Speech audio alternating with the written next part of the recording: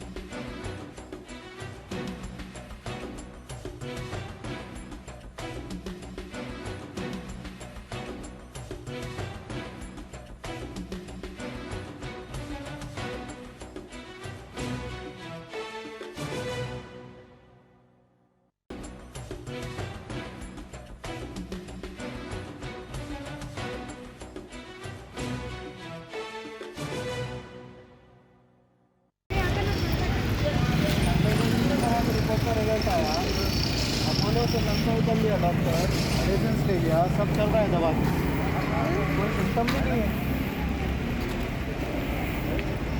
वो सिम्टम भी नहीं है।